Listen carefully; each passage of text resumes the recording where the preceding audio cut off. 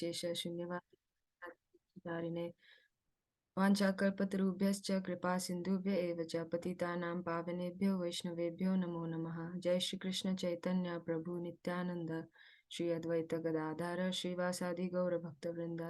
Hare Krishna Krishna Krishna Hare Hare, Hare Ram Ram Ram Hare Hare. Okay, get started. Thank you everyone for joining today's session. So we're continuing the of Chitraketu Maharaj. So just to recap real fast, Chitraketu Maharaj's most awaited son was killed by his own wives. Despite being a very opulent king with everything in the world, he was still very depressed for not having a son, and once he had a son, killed by his own wives. And so he was in deep and utter depression, and he was wanting his son to come back to life. And so at that time he gets visit Muni and Narad Muni, and they bring back his son to life for some time to preach to his father. And from that conversation, Chitraketu Maharaj is enlightened to hear from his own son how all these relationships are very temporary, how we go through so many births and deaths and so many lives with so many parents, and how he didn't even know which life these parents were from. And so that really opens Chitraketu Maharaj's eyes. And then Narad Muni realizes that he's now in a position to, surrender. And so he gives Chitraketu Maharaj a mantras that he can meditate upon to get to the ultimate destination. And so he recites that mantra instead in front of Chitraketu Maharaj, and then the story continues. So we'll start with our first reader, Nupur. Would you like to read the? Yes, Mataji. Okay. Hare Krishna, everyone. Text 26. Shri Shuka Vacha Bhaktayetam Prapannaya Vidyamadish Narada Yayav Angira Sakam Dhama Swayambhuvam Prabhu. Translation and purport by His Divine Grace A.C. Bhaktivedanta Swami Srila Prabhupada Ki Jai. Translation. Sri Shukadev Goswami continued, Narad, having become the spiritual master of Chitraketu, instructed him fully in this prayer because Chitraketu was fully surrendered. O King Parikshit, Narad then left with the great sage Angira for the topmost planet known as Brahmalok. Purport. When Angira had first come to visit King Chitraketu, he did not bring Narad with him. However, after the death of Chitraketu's son, Angira brought Narad to instruct King Chitraketu about Bhakti Yoga. The difference was that in the beginning, Chitraketu was not in the temperament of renunciation, but after death of his son, when he was overwhelmed by his great plight, he was awakened to the platform of renunciation by instructions regarding the falsity of this material world and material possessions. It is only at this stage that Bhakti Yoga can be instructed.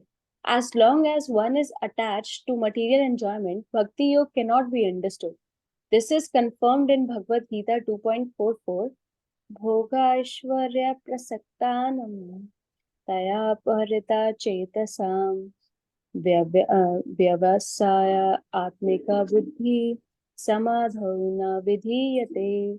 In the minds of those who are too attached to sense enjoyment and material opulence who are bewildered by such things, the resolute determination of devotional service to the Supreme Lord does not take place. As long as one is very much attached to material enjoyment, one cannot concentrate his mind on the subject matter of devotional service. The Krishna consciousness movement is progressing successfully in the Western countries and at the present moment because the youth in the West have reached the stage of vairagya or renunciation. They are practically disgusted with material pleasure from material sources, and this has resulted in a population of hippies throughout the Western countries. Now, If these young people are instructed about Bhakti Yoga, Krishna consciousness, the instructions will certainly be effective. As soon as Chitraketu understood the philosophy of Vairagya Vidya, the knowledge of renunciation, he could understand the process of Bhakti Yoga. In this regard, Srila Sarvabhaum Bhattacharya has said, Vairagya Vidya Nija Bhakti Yoga. Vairagya Vidya and Bhakti Yoga are parallel lines. One is essential for understanding the other. It is also said Bhakti Pareshanu Bhavo Viraktir Anyatra Cha. Advancement in devotional service of Krishna consciousness is characterized by increasing renunciation of material enjoyment. Narad Muni is the father of devotional service, and therefore, just to bestow causeless mercy upon King Chitraketu, Angira brought Narad Muni to instruct the king. These instructions were extremely effective. Anyone who follows in the footsteps of Narad Muni is certainly a pure devotee. Hare Krishna. Thank you, Mataji. Would you like to Yes. reflect? Srila Prabhupada has given beautiful purport to this verse as well.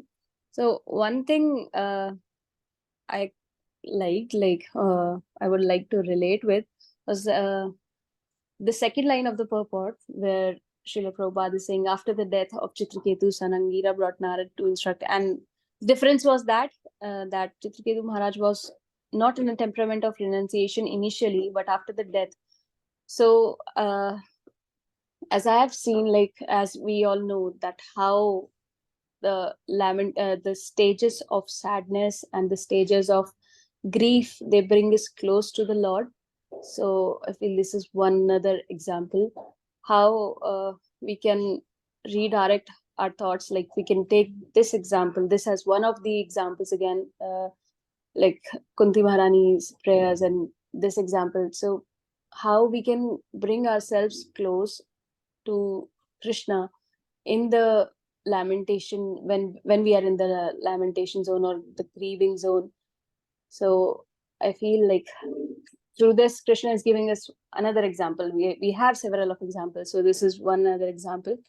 And then about the material enjoyment and 2.44, how we are so attached, and how when suddenly these attachments are broken or Krishna takes something away, we are so much, we feel like what a suffering, and how we ended up in this. Oh Krishna, please take us out of it. So everything is blessing in disguise. Every suffering is blessing in disguise. So yes, Mataji, thank you very much. Thank you. Yeah, thank you for that reflection.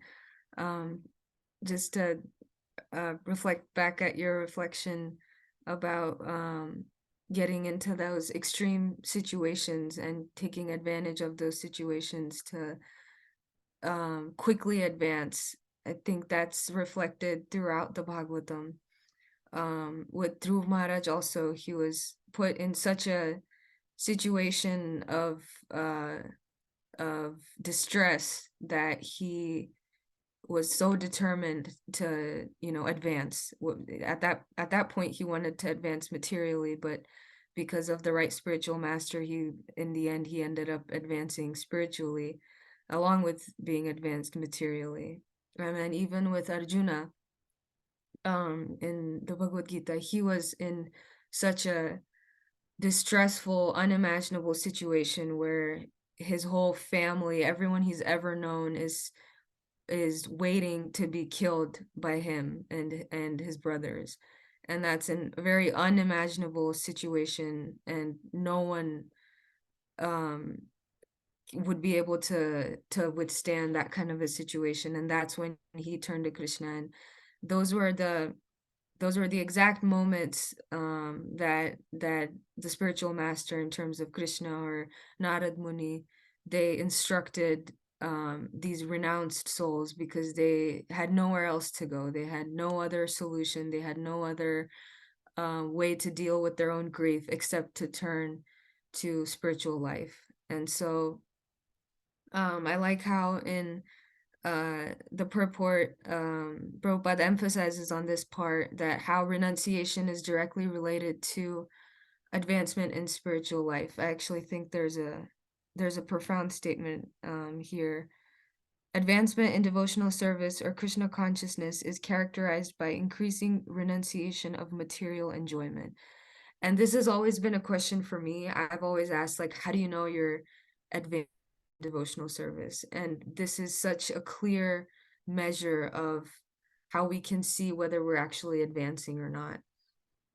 Right now it's what we call Swami season in ISV, where a lot of great devotees are visiting, and they're visiting back to back, so it's like back to back lectures, back to back, getting all this association, and all of these pure devotees that we see visiting, it always inspires me so much, because after seeing them, I realized that this is all they do. Like, all they do is go to different places, preach, they do kirtan, they have prasadam, they enlighten other people. They don't do anything for themselves. They do the minimal that it needs to survive in their body. And, you know, even their diets are so simple, their lifestyle is so simple. And that just shows that they're so advanced in Krishna consciousness, because they have no material enjoyment, they have no material desires. And that's really what Prabhupada is saying right here. And on the other hand, when you're so engrossed in material life, it's hard to advance in any type of spiritual life, in any type of spiritual endeavor, because um it's hard to preach to someone that thinks they're happy. I found that a challenge a couple years ago, when I used to go on book distribution, and we went a couple times to Palo Alto, and that's a very rich, prestigious area. Stanford is in that area, so there's a lot of very rich there. And we tried to, and that's like the hardest place to give books. And actually, there's a Harinam every month. Vaisheshika Maharaj specifically wants to go to Palo Alto every single month, because it's, you know, a challenging place to give books. But I remember going there, and it was so hard to tell people that this is a place of misery, because they're so happy in their lives. They have a so-called perfect family. They have good health. They have good money. They have kids. You know, everything that you'd want materially, they have.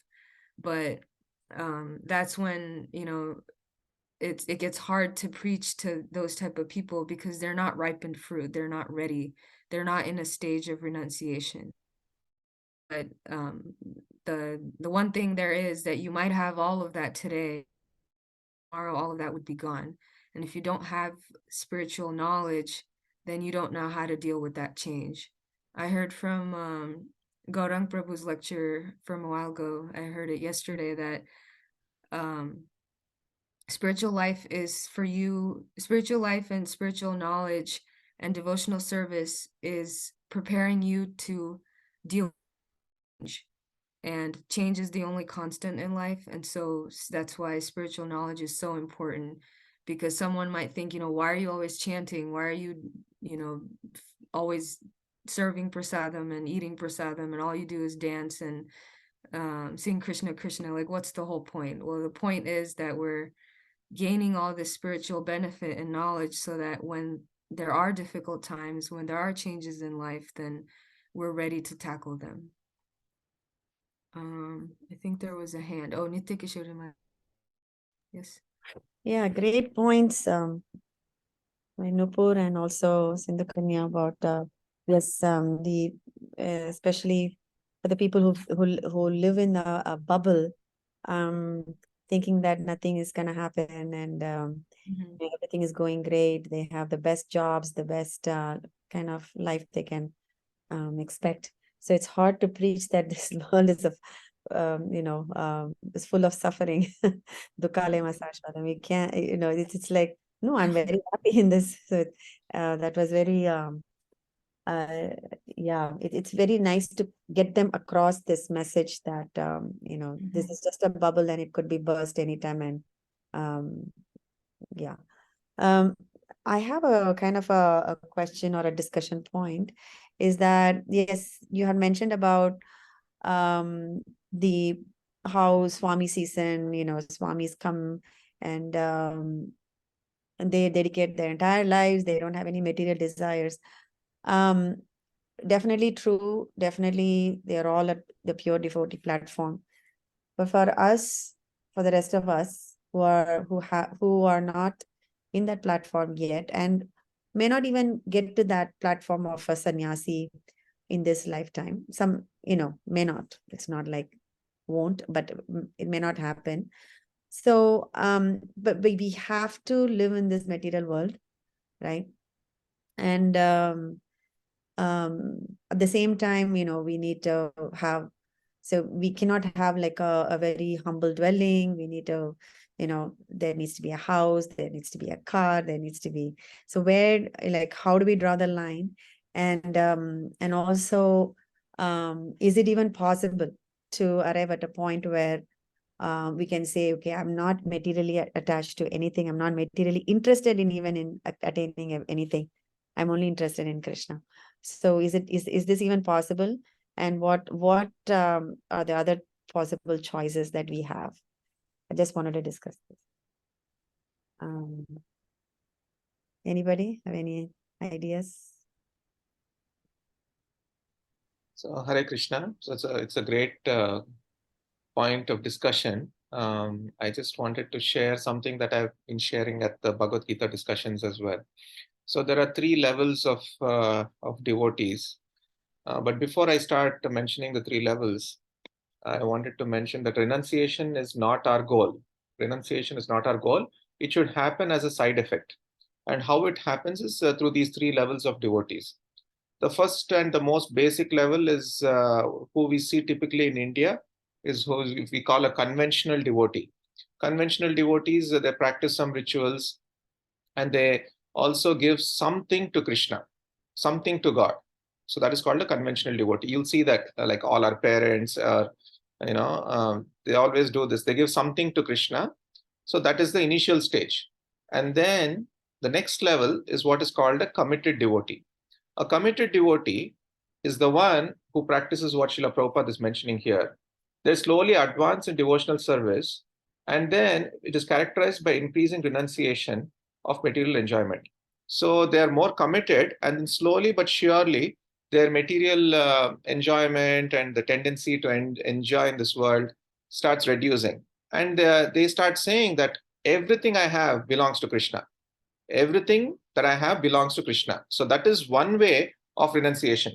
One way of renunciation is I won't do this, I won't do this, I won't do this. Other way of saying is everything that I have is for Krishna.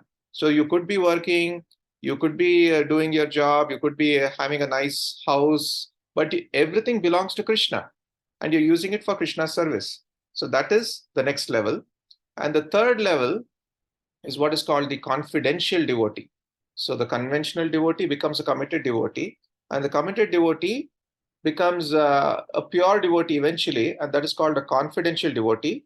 Does anybody guess what the confidential devotee will say? Because the committed devotee is saying that everything that I have is Krishna's. Everything is Krishna's. So what will a confidential devotee say? I am Krishna's. I am Krishna's. Close, very close. But even more confidential, even more intimate. Krishna is mine. Krishna is mine. Yeah, Krishna Krishna is mine. Krishna is mine. So if you go to Vrindavan, and if you go to any Brajavasi's house, they will say they'll point to different objects in their room, and they'll say this belongs to Krishna, this belongs to Krishna, this belongs to Krishna. But when they show the altar, they'll say this is my Krishna, this is my Krishna.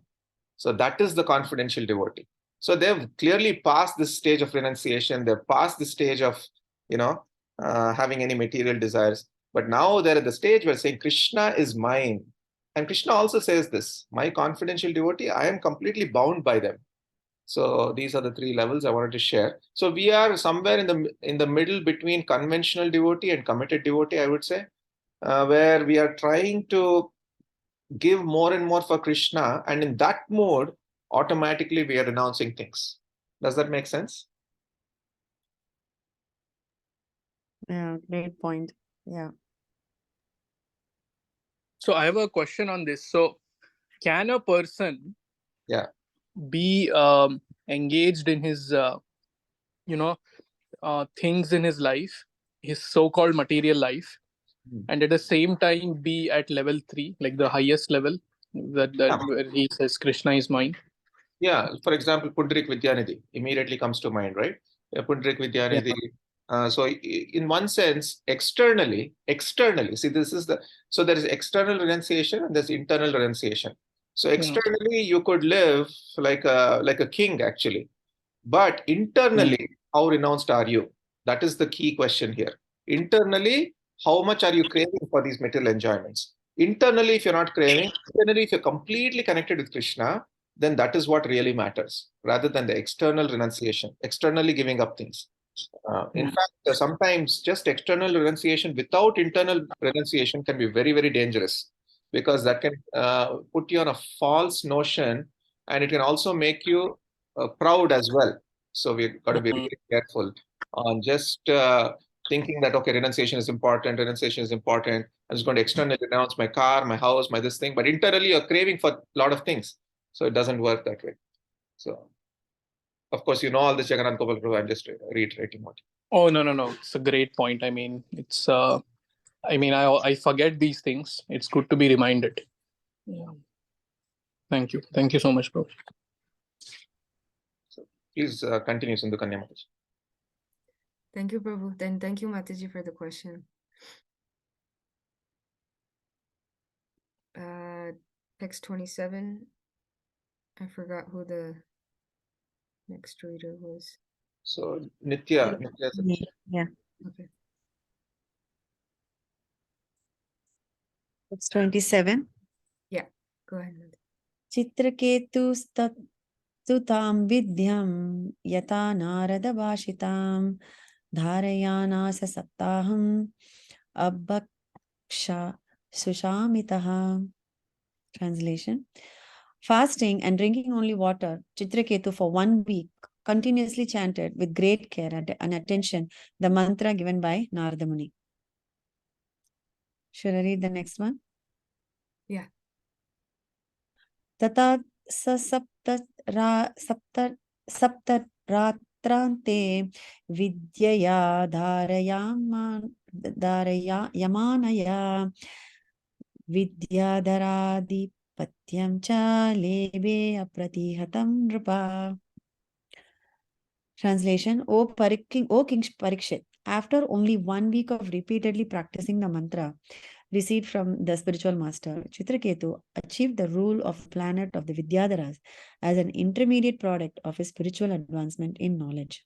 Purport: if a devotee, after being initiated, adheres rigidly to the instructions of the spiritual master, he is naturally endowed with the material opulences of Vidyadhara Adipatyam and similar posts as byproducts. A devotee need not practice yoga, karma, or jnana to achieve a successful result. Devotional service alone is competent to award a devotee all material power. A pure devotee, however, is never attached to material power, although he gets it very easily without personal endeavor. Chitraketu received this side benefit of his devotional service, which he rigidly performed in accordance with the instructions of Narada. Yeah, it shows that how by submissively hearing from the spiritual master and also sincerely practicing the sadhana, one can it's only an intermediate kind of a benediction that that is given as a post of Vidyadhara, but our ultimate goal is to to be loving, to be performing loving devotional service to the Supreme Lord. and constantly thinking about engaging in the loving devotional service. And yeah, this kind of gives a very what do you call, like an inspiration or a motivation for our sadhana as well. And we can remember, it helps at least me to remember at the time of my initiation vows that are taken, and also to affirm that that vow, and also to revive that that sense of kind of the sincerity and urgency to practice this sadhana very, very rigidly, very what was the thing in the previous used, with great care and attention. So that is beautiful, mentioned here. Of course, it says he's been fasting and drinking only water. That may not be possible for for us, those who have to do this as a part of our daily sadhana. But definitely we can do with great care and attention the mantra given by our spiritual master. And also, I was also reminded of that 10th offense, where it is also an offense to be inattentive during chanting. So it's actually it's an offense to be inattentive. So with great care and attention, the mantra needs to be chanted. So kind of for me, it's it's a motivational verse for me to rekindle the vow that was taken at the time of the mantra initiation, the spiritual master, and to take proper care and attention during the daily sadhana of chanting the Hare Krishna mantra.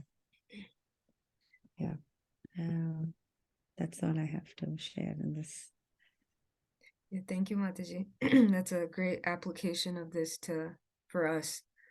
From the previous verse and this one, 27 and 28, it's very evident how much conviction Chitraketu Maharaj had, that just from the teachings of Narad Muni and his own son, he was so convinced that nothing else mattered. He was not consuming anything except water, and he was so you need a lot of conviction to continuously and without any distractions chant. And so he did that, and this is being told to Parikshit Maharaj, who himself had so much conviction that he sat there for so long without consuming anything and just hearing Bhagavad Gita. So definitely these two verses show that we need a lot of conviction, and that's our goal, to have so much conviction to be able to continuously and without any distractions focus on our practices.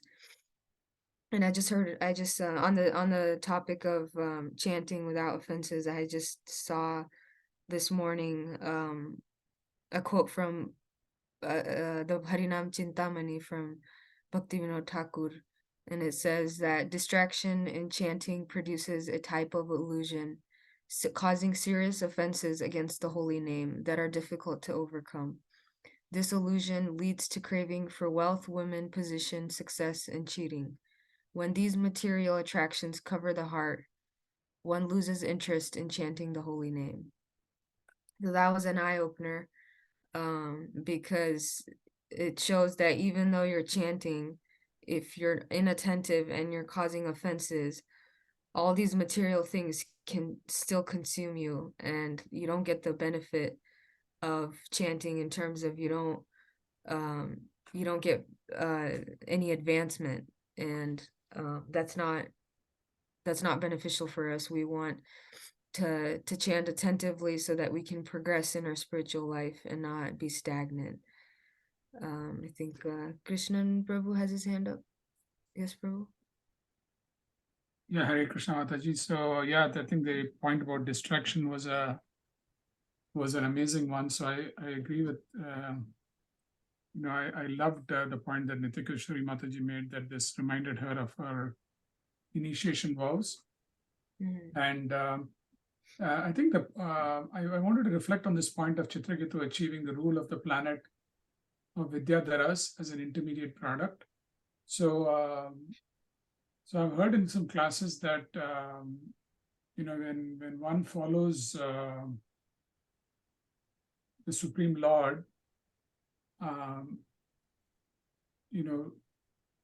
Goddess Lakshmi follows those devotees automatically, if they want it, and or if they need it, or if it's useful for them. And so so material success does happen too, sometimes as a byproduct of spiritual advancement. But I just thought I'll reflect on that too.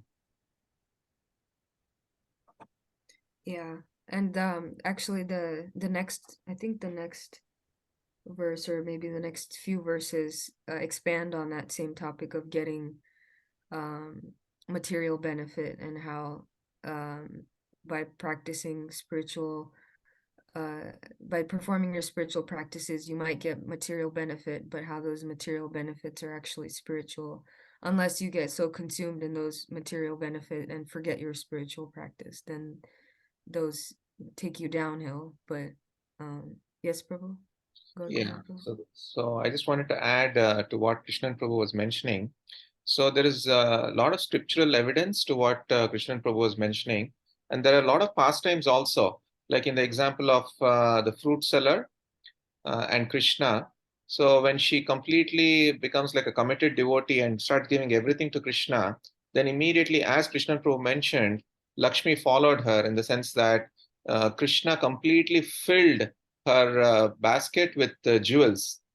Mhm. And in one sense, it's actually a test, because what she did after that was she ran back to the forest and she emptied all the jewels into the forest, so that she could have more space to collect more fruits for Krishna. She did not even care about how valuable those jewels were. So that is actual renunciation, where she did not even care about the jewels. And more recently, I was listening about Steve Jobs. Many of us know who Steve Jobs is. So if you listen to his Stanford commencement talk, he says that every Sunday he was going to the local Hare Krishna temple. I don't know, many of you may have heard that. And apparently he was practicing a little bit. And then once you start practicing, obviously the material opulences will come. And then at that time, it's a real test for us, whether we really want Krishna or we want the material opulence. And at that time, we have to say no, based on our internal understanding of Krishna consciousness and so on.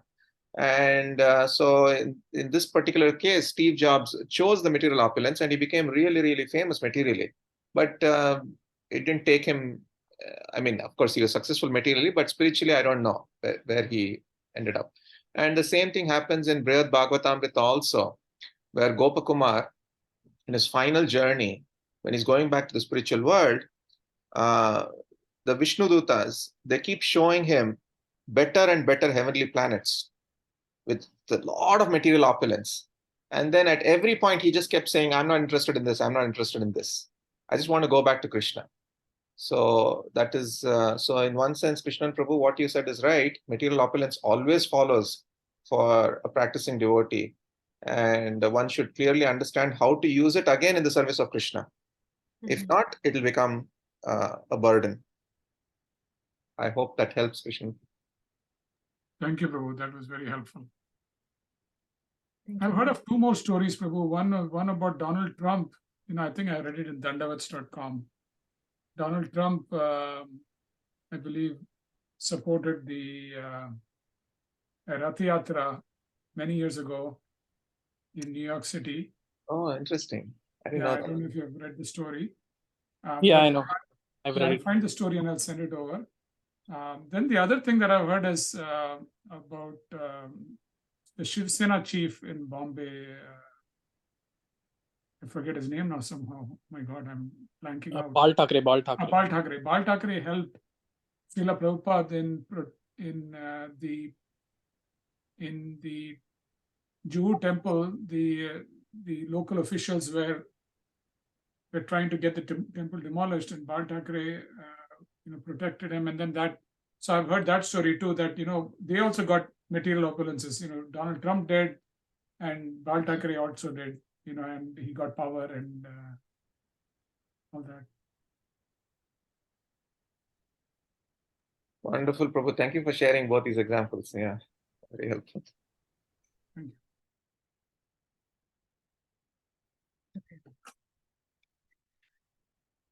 Thank you, Krishnan Prabhu. Thank you, Varkumar Prabhu. And thank you, Mataji, for reading.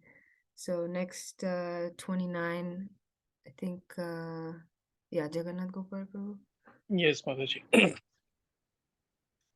Verse 29. Tatah katipayahobhir vidyayedha manogatihi jagama devasya sheshasya charanantikam. Translation. Thereafter, within a very few days, by the influence of the mantra that Chitraketu had practiced, his mind became increasingly enlightened in spiritual progress, and he attained shelter at the lotus feet of Anantadeva. Purport. A devotee's ultimate achievement is to take shelter of the lotus feet of the Lord in any one of the planets in the spiritual sky. As a result of rigid execution of devotional service, a devotee receives all material opulences if these are required. Otherwise, the devotee is not interested in material opulences, nor does the Supreme Lord award them. When a devotee is actually engaged in the devotional service of the Lord, his apparently material opulences are not material, they are all spiritual.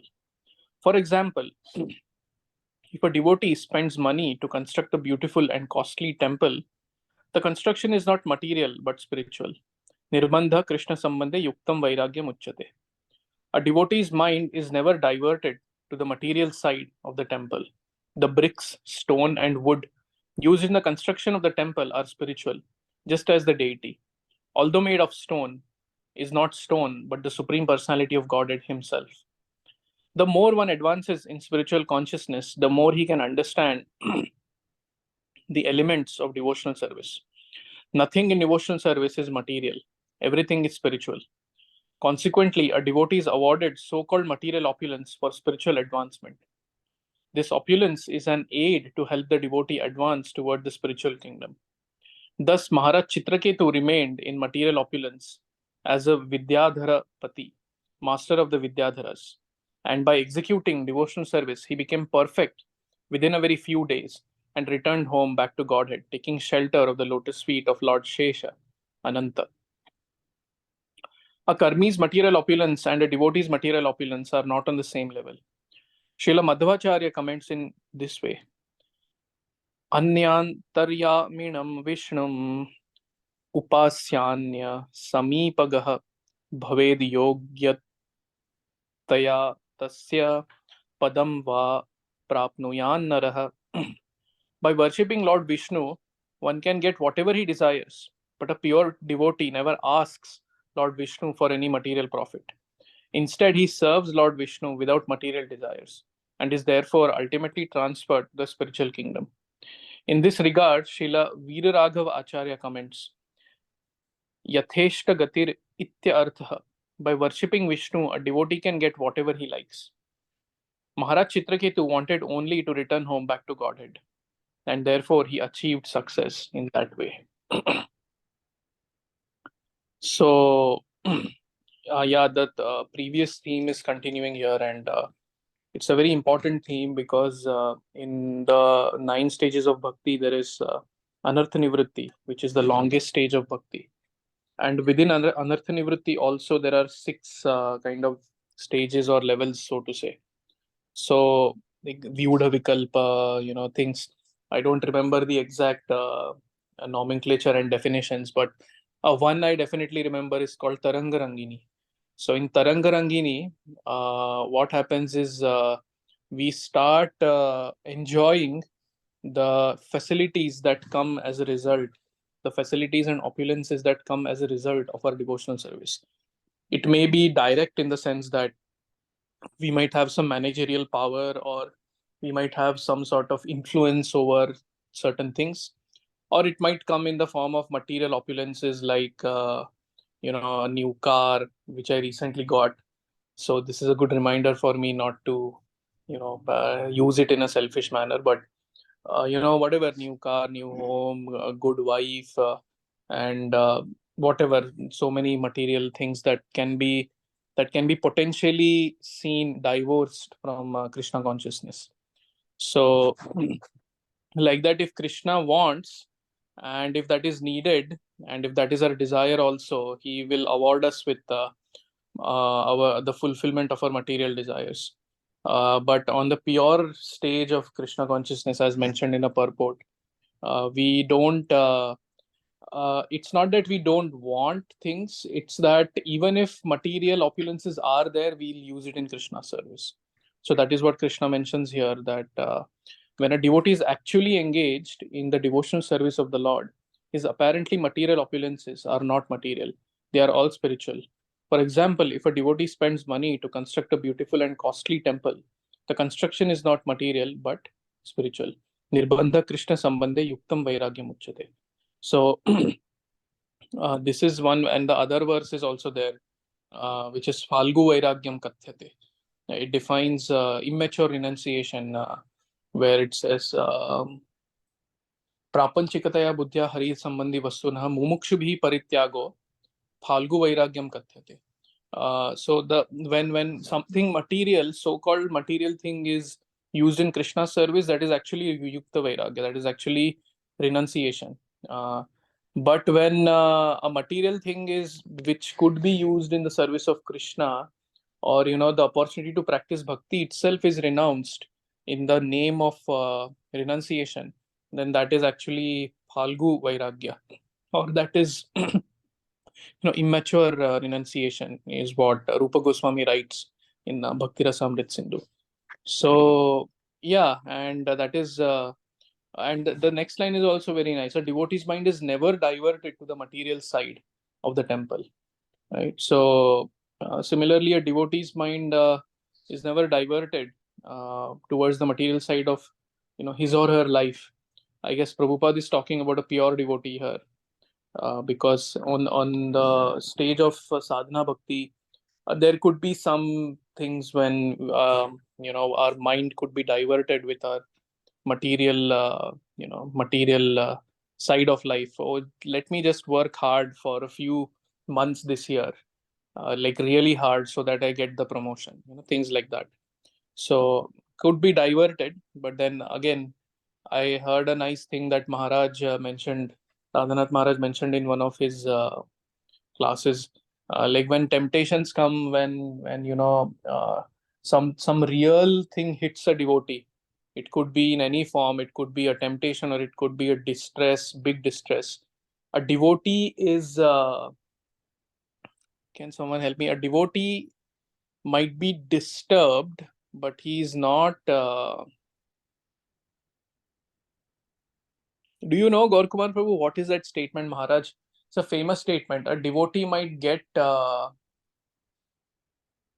don't remember now somehow. So basically the meaning of the statement is that a devotee might get a little shaken up by things in his life, by temptations or something, but a devotee's overall composure doesn't waver. The devotee again shifts back into the spiritual gear and continues. So it's not like this devotee completely sways away in that material opulence and things like that. So a devotee is disturbed but not something. Okay, I'll find that statement. It's a very nice statement that Maharaj makes in this thing. So yeah, so many examples were discussed in the previous discussion about devotees getting material opulence. When even Sudama's story also comes in mind, when he went to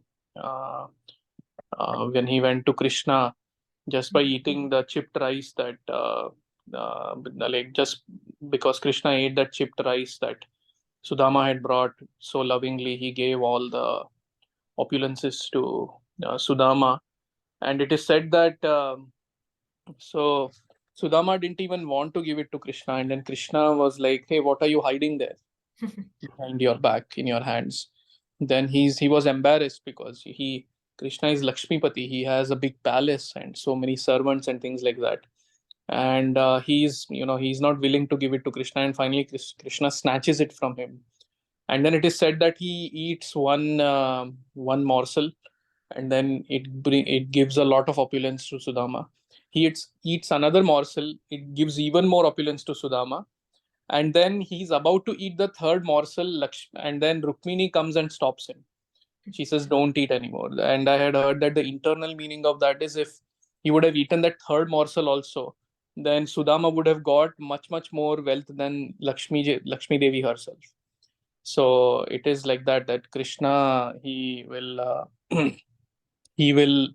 he will award us whatever we require, because he promises in the Gita, Ananyas chintayanto mam ye jana paryupasate tesham nityabhiyuktanam yogakshemam vahamyaham. So by Ananyas chintayanto mam, Krishna will carry what we lack. Even materially, he might carry what we lack. But the important point is that Ananya Chintan, that unwavering meditation on Krishna, that unwavering sadhana needs to remain as is. And it's like the fact that Krishna is saying it Ananya means that even with that, whatever, carrying what we lack and preserving what we have, because that bhakti is Ananya, a true devotee doesn't get shaken by that. So, yeah, just some thoughts. Thank you, Prabhu. There were so many nice points you said. The first one, how the material, once you get some material benefit, you can get consumed by that, and how people get attached to their seat of power. And that reminds me of how politics works throughout the world. When someone is trying to be elected in a certain position, they talk about all the things that they're going to do, all the improvements they're going to make, how life is going to be so much better if they get elected. And once they're elected, their whole agenda, everything is about keeping that position, and the whole idea of serving the people goes out the window, and everything just becomes about keeping that position. So that's so true that once we get some material benefit, it's hard to not get consumed by it. And there's so many examples of how people get completely consumed by it. And then I also loved the quote that you shared of Radhanath Maharaj, and that gives a lot of hope that we might have our ups and downs in our spiritual life.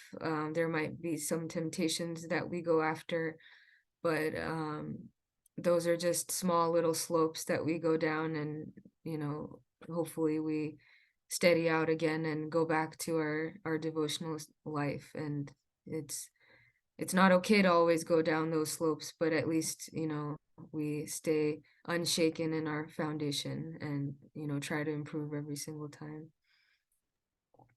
Yes, actually, one more discussion point that I want to bring up. This was again something I was hearing in Maharaj's lecture recently. So these facilities that come as part of our devotional service, it could be anything, right? It could be nice prasadam, you're getting very nice healthy food to eat, and nice place to stay you might get as part of bhakti. So I want to ask all devotees, is it okay to enjoy these things, right? You have a nice AC hall in Bhakti Center or in ISV. So in the heat of summer, you're nicely sitting there and taking darshan, chanting, or hearing the class. Is it okay to enjoy that air conditioning? Is it okay to enjoy the fringe benefits, so to say, of bhakti? What do you all think? I think it's very important to stay happy in bhakti. So I would say yes. You're already engaged in devotional service. You're listening to lecture and seeing the deities in an AC hall. If that same AC hall was in some non-vegetarian restaurant, then that's a different story. But yeah, but you're already engaged in service, and if there's some comfort coming from Krishna to make your journey a little bit easier, then I don't think we should deny it. That's just my thought. Hmm. Yeah, that's very nice. Anyone else has any ideas? Should we enjoy? I think one way to look at it is also we can be grateful um, for having this moment of comfort, and it could be much worse. We could be out in the streets and distributing books, but in the hot weather, which is also Krishna Seva. But instead, we are here and in the hazy hall and uh, relishing the beautiful darshan of the deities, and so yeah, we can be grateful. Gratitude is also um, a kind of not taking it to ourselves, but giving it back, right? It's always about it's like a hot potato. We don't want Hmm. we don't want to hold anything as it's ours, but we just want to pass it on to either our gurus or our peers, or even somebody who helped us. We can thank, or maybe because of that person, I'm here, like that. Yeah, Yes. definitely wonderful points, everybody. I mean, Sindhu Kanya Mataji said, but being happy, that is definitely true. When Krishna sees that his devotees are happy, he also feels happy, right? But then the other point about gratitude that Nitya Mataji and Krishnan Prabhu mentioned, that is also very important. And Maharaj speaks in that class. How do you test? How do you test if I'm really grateful? If I'm really, I'm really not attached to it? Then the test comes when it is taken away from us. The test comes when the comforts are taken away from us. So the test comes when I have to give up my car, but still, am I practicing bhakti with the same intensity? So that will decide whether I was attached to that facility or not. So Maharaj mentioned that in the class. Of course, it eventually it will be taken away, because at the time of death, all these facilities, just the fact that Janma Mrityu Jara Vyadhi is there, it means that we won't be able to enjoy the facilities that we get, but that may have come as part of bhakti as much. So, but then what do we do at that point of time? Does our determination waver? I mean, that is the test, I guess. So that is what Maharaj mentions, and yeah, I'm just repeating that. I am just I myself remember when my car was old car was acting up. I was so disturbed. Gaur Kumar Prabhu knows, and Nupur Mataji here knows, Kameshwar Prabhu, Nitya Mataji, they all know. I would express my grief and my lamentation why I got this car, blah blah blah. Right. So I'm definitely affected by these things, and yeah. But the test comes when these things will be taken away. Am I still practicing bhakti? Am I still striving to come closer to Krishna? So yeah, big words from a small person. Forgive me, Hare Krishna. Prabhuji Hare, that was a powerful question that you asked. And there is one verse that I always reflect upon, because this verse really stopped me on my tracks. Balam balavatam chaham kamaraga vivarjitam. The next phrase is really critical. Dharma viruddho bhuteshu kamosmi bharat. So, even the kama, if it is not dharma viruddha, then that is also really a manifestation of the Lord. So I think everything, as long as we see it in the service of the Lord, I think the Lord says it's fine, it's good. But the minute we start thinking of ourselves as the owners and the controllers, think that's when it, yeah, I hope it makes sense. Thank you, Prabhuji. Yeah, very nice. It's a very important verse for devotees. The Kamosmi Bharatarshaba. So even sex life, which is not contrary to religious principles, as you said, is actually Krishna. So Prabhupada used to quote Bhaktisiddhanta Saraswati Thakur. He would say jokingly, like Bhaktisiddhanta Saraswati Thakur would say jokingly that if there is a guarantee that I can beget Krishna conscious children, I'm ready to have sex 100 times or something like that. But of course, that is not possible. So that's why I'm a sannyasi. He said something like that to that tune. So yeah, it's very important. But it's also very important to understand to get a proper to get proper guidance in that aspect also. What does it really mean to be dharma aviruddha bhuteshu kamosmi, right? So because my own interpretation could be something really different, and I might be justifying my own interpretation using different things, but what does that really mean and things like that. So there's that comes by mature guidance. So Thank you, Prabhuji. Thank you, everyone. That was a very nice discussion. So we have a few minutes left, so we'll try to get through the next few verses.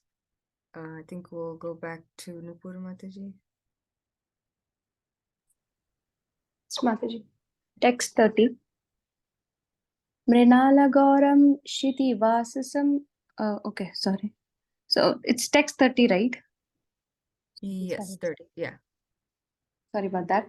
So Mrinala Gauram Shiti Vasasam Sfurat Hirit Keyur Katitrik Kankanam Prasann Vaktraruna Lochanam Vritam Tadarsha Siddhesh Varamandale Prabhum.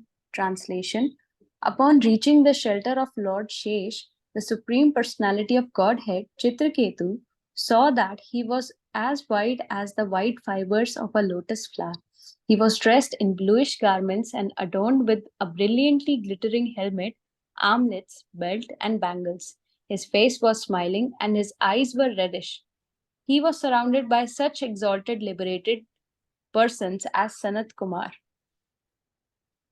Shall I read the next one as well? Yes, yeah, I think we can. Okay, Mataji. Text 31.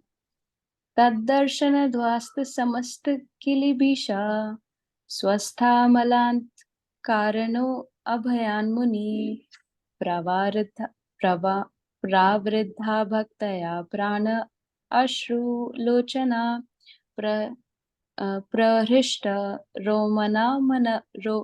romanamad adi purusham. Translation. As soon as Maharaj Chitraketu saw the Supreme Lord, he was cleansed of all material contamination and situated in his original Krishna consciousness. Being completely purified, he became silent and grave. And because of love for the Lord, tears fell from his eyes and his hair stood on end. With great devotion and love, he offered his respectful obeisances unto the original personality of Godhead. Purport. The word Tat Darshana Dhvasta Samasta Kilibisha is very important in this verse. If one regularly sees the Supreme Personality of Godhead in the temple, one will gradually be disinfected by all material desires simply by visiting the temple and seeing the deity. When one is freed from all the results of sinful activities, one will be purified, and with a healthy mind and completely cleansed, he will increasingly make progress in Krishna consciousness. Hare Krishna. So, through these verses and through this purport, Srila Prabhupada has made it even more simple. He's not asking us to like go through great austerities or doing something very much difficult. He's just giving us the example, like through this, through Chitraketu Maharaj's pastime, he's telling us that just by going to the temple and seeing the deities, we'll be disinfected of all material desires. And then the description in the previous verse translation, like he was dressed in bluish garments and the smile, eyes red, and brilliantly glittering helmet, armlets, belts, and bangles. Thinking like of the smiles and all these description, so it made me smile while reading this. And then just I can't even imagine how it would be there, like reaching there, and everything is so like whatever I see in this material world and I address it as beautiful, I imagine how it would be uh, in Golok Vrindavan. Like the beauty is defined, like we define beauty with whatever our senses find beautiful, but it is multiple more times beautiful. So this is what I was thinking while reading. And the highlight I would see is like what Srila Prabhupada has provided us. He has given another motivation or another reason, like to go to the temple. And whenever I go there, I take the darshans, I offer my obeisances. But thinking it like that, that this is one another step to disinfect myself, to take a step away, like get little detached from material desires. Like next time I'll visit, I hope I remember this. So yes, Mataji, thank you. Thank you, Mataji. Yeah, that's a very beautiful reflection. And the previous verse and this verse shows that the benefit that Chitraketu Maharaj got from seeing the Lord, same we can get from visiting the temple. We can be completely purified, and seeing the deities in the temple purifies us completely. And like you said, you know, after reading this, I hope as well that the next time I go to the temple, I can keep this in mind and realize the importance of going to the temple. Every part of devotional life is so important. The hearing is important, the deity service is important, the preaching is important, eating prasadam is important in its own ways, and they're all complete within themselves as well. So this is just a reminder of how important it is to use our eyes to see the Lord, and how that completely purifies us.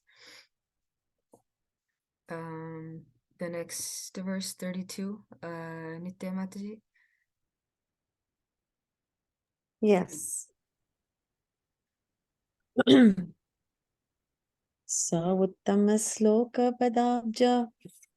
पदाब्ज विस्तारम प्रेमाश्रुलेशैरुपमेयमोः प्रेमोपरुद्धा किल वर्ण निर्गमो नैवाशकत्तं प्रसमामिदुं चिरम्. Translation: with tears of love and affection, Chitraketu repeatedly moistened the resting place of the Supreme Lord's lotus feet. Because his voice was choked in ecstasy, for a considerable time, he was unable to utter any of the letters of the alphabet to offer the Lord suitable prayers.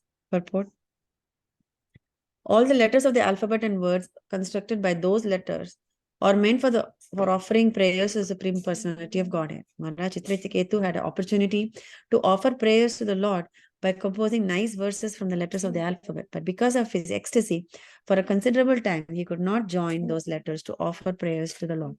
As stated in Srimad Bhagavatam, idam hi pumsas tapasa shrutayastava shrutastaya shrutasya va svitasya suktasya cha buddhi tattoya avicchetorte rita kavibi nirupito yadzuttama shloka guna varnana. If one has scientific, philosophical, political, economic, or any other abilities and wants perfection in his knowledge, he should offer prayers to the Supreme Personality of Godhead by composing first-class poetry or engaging his talents in the service of the Lord. Chitraketu wanted to do this, but he was unable because of loving ecstasy. Therefore, he had to wait for a considerable time before he could offer prayers. Yeah, very immediately when I was reading this verse, I was reminded of Dhruva Maharaj, where Dhruva Maharaj was praying for a period of 5 months, and constantly remembering Krishna's name and form in his mind and meditating upon the Lord. The Lord actually appeared and asked him to open his eyes, and he actually mentions that I had many times I had been to this through this situation that my mind is playing tricks on me, and if you have really come here, appear with your form in my mind so that I could see your form. And so Lord Vishnu appears in his form, in the four-handed form, and in his mind, and so he could take darshan of it. And then Dhruva Maharaj opens his eyes and then offers obeisances to the Lord. And he was just looking at the Lord, and he could, because of his loving ecstasy, he could not even utter a word. And until the Lord keeps a conch shell on his head, and suddenly Dhruva Maharaj remembers to offer prayers. So similarly here, Chitraketu is repeatedly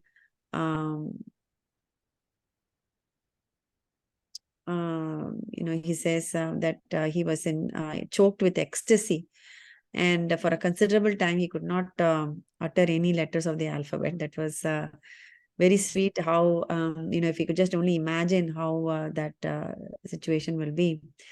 So when I was reading the previous couple of verses, I was actually thinking that he left his body and then he attained the lotus feet of Anantadeva. Actually, it is with his own, with his body. I mean, like pretty much a Lord appeared as and gave darshan to him. Otherwise, how he could hair stand on,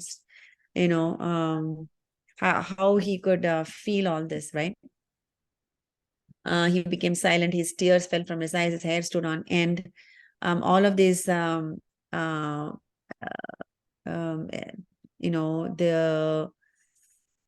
the feelings or emotions that we feel at a physical body level. I believe that when he says, when the verses say that he's attained the lotus feet of Anantadev, it is in this material body only. I think Lord Anantadeva appeared before him, I believe. Is that a correct understanding? Because when I read that, I thought that he left his body and then he attained. Anyway, I don't know, Mataji. I'm relying on someone else to answer. Okay. So anyways, I looks like he is still in the body. Yeah, it looks like it. Yeah. I mean, as far as the story that I know, he never left his body Yeah, until he got cursed by correct. Parvati Much Ma later. later. Much later. Yeah. Yeah. So in that meditation only he got the darshan, I guess, just like Dhruva Maharaj. Yeah. Very beautiful. Yeah.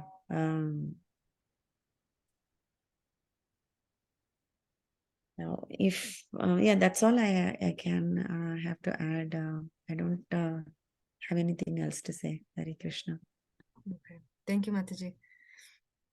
Just one more thing to add to Mataji's summary. In the purport, I like how Prabhupada really emphasizes how everything, all our talents can be used in the service of Krishna, like the alphabet, the language itself is constructed to be used in the service of the Lord by constructing different prayers and hymns and songs.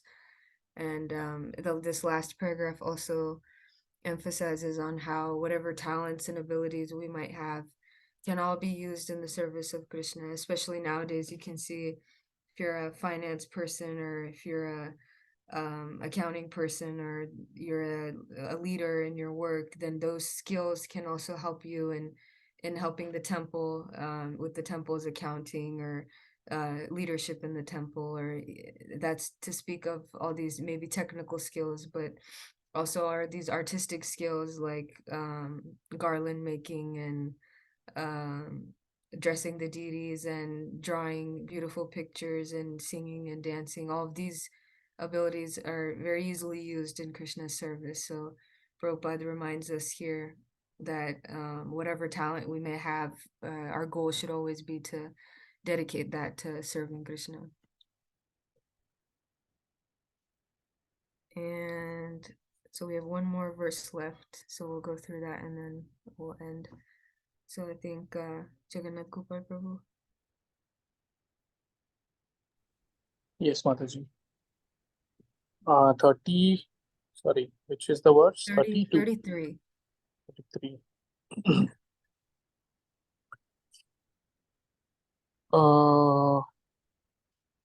Tata Samadha. Tatas. Okay, what is the meter here? Let me see.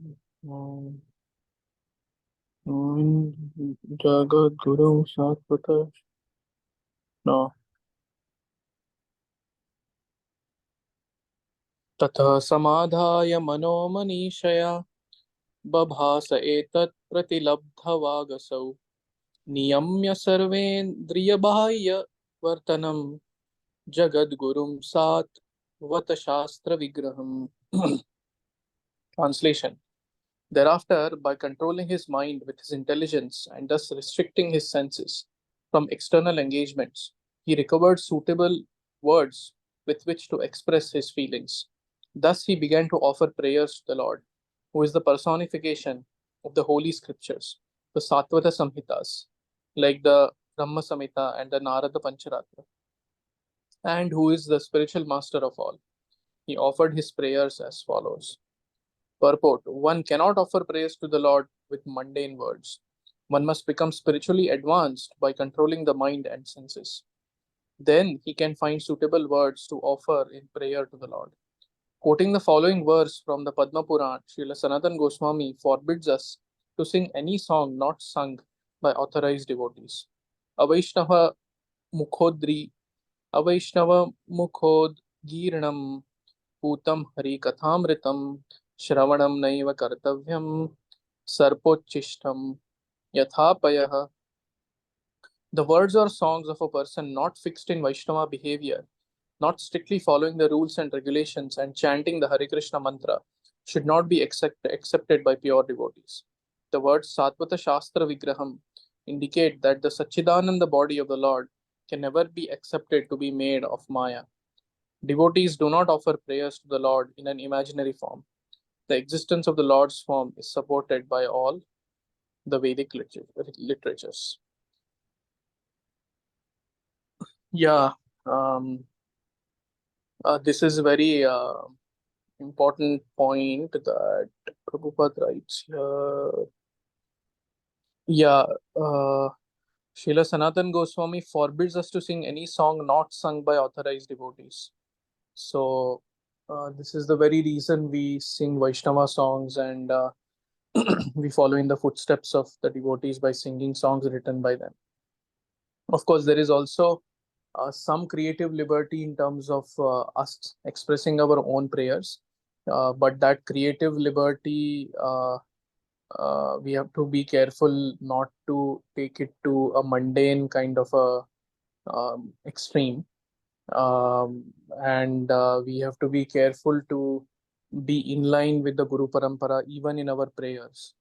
Otherwise, it just becomes a whimsical offering of something. So this actually comes when we were discussing Queen Kunti's prayers long ago. That time in the introduction, we were discussing how even pure devotees like Prabhupada also, he liked Kunti's prayers so much that he would repeat those prayers, right? Many times, especially when he was in difficulty, he would repeat those prayers. And Prabhupada encourages us to like that, following the footsteps of the devotees in terms of prayers. And but yeah, again, even in his own life, we see that he himself also composed prayers, but those prayers were very deeply in line with the Guru Parampara and very deeply in line with the mercy and compassionate aspect of Chaitanya Mahaprabhu's personality. So like that, yeah, it's important that we be careful in what we express. Nothing else comes to my mind. Yeah. Well, just one more thing to add on the not listening or singing any songs by unauthorized devotees. I heard a lecture from Bhaktivikas Maharaj on the specific topic of not hearing bhajans or songs from non-devotees. And his explanation was that the bhav or the intention that that author might use is not may not have the mood of service. And so when we're singing or listening, we should always have the mood of service.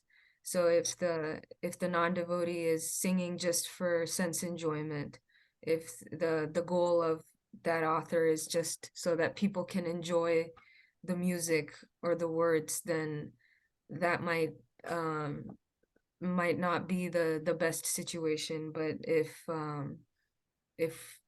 we listen and repeat what the acharyas have said and written down, then we know for a fact that those words were written in the mood of service, and so we can imbibe that same feeling within us. So that's something I heard from him. That's very true, Mataji. Even even hearing Bhagavatam from mundane speakers is also not very conducive to our spiritual growth.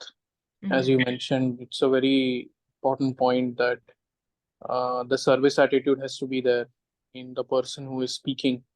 Only then will those words be effective. Yeah. Yeah.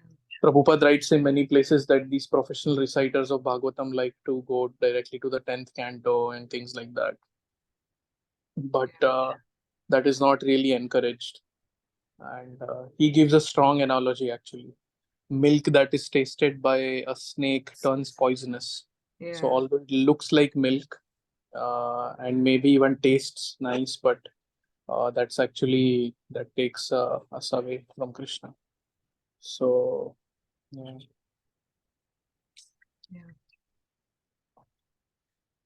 Okay, I think that's the last verse for today, so I think we'll end here.